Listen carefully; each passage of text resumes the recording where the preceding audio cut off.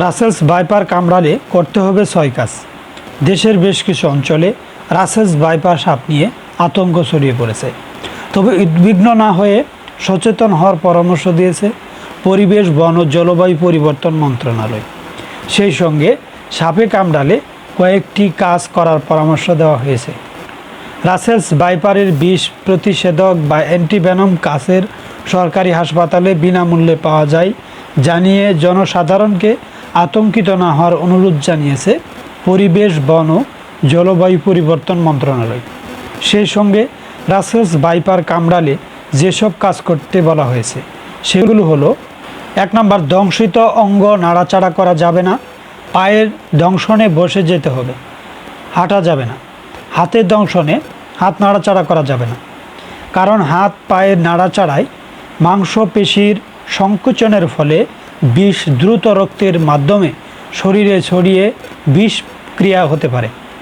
2 নম্বর, আক্রান্ত স্থান সাবান দিয়ে আলতোভাবে ধুতে হবে অথবা ভেজা কাপড় দিয়ে আলতোভাবে মুছতে হবে।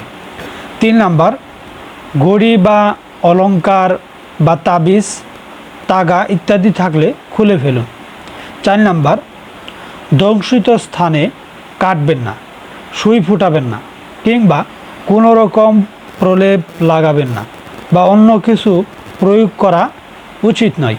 5 নম্বর, সাপে কাটলে ওঝার কাছে গিয়ে অযথা সময় নষ্ট করবেন না। 6 নম্বর, যত দ্রুত সম্ভব কাছের হাসপাতাল বা স্বাস্থ্যসেবা কেন্দ্রে যান। উল্লেখ্য, এক সময়ের বিলুপ্ত প্রায় রাসেলস ভাইপার সাপ ক্রমেই সারা দেশে ছড়িয়ে পড়েছে। বরেন্দ্র এলাকা ছেড়ে সাপটির দেখা বরিশাল, পটুয়াখালী, চাঁদপুর, এমনকি ঢাকার আশেপাশেও। বিশেষজ্ঞরা বলেছেন, খাদ্য শৃঙ্খল নষ্ট হওয়ায় বেড়েছে এ সাপের প্রাদুর্ভাব। রাসেলস ভাইপারের বিষ হেমাটোটক্সিক, যার কারণে ছুবল দিলে আক্রান্ত স্থানে পচন ধরে। ছুবলের 5 মিনিটের মধ্যে ফুলে যায় ক্ষতস্থান। এর বিষ নষ্ট করে দিতে পারে ফুসফুস, কিডনি সহ বিভিন্ন অঙ্গ প্রত্যঙ্গ। বেশিরভাগ সাপ ডিম পারলেও রাসেলস ভাইপার বাচ্চা দেয়। গর্ভধারণ শেষে স্ত্রী রাসেলস ভাইপার সাধারণত 20 থেকে 40টি বাচ্চা দেয়, তবে 80টি পর্যন্ত বাচ্চা দেওয়ার রেকর্ডও আছে।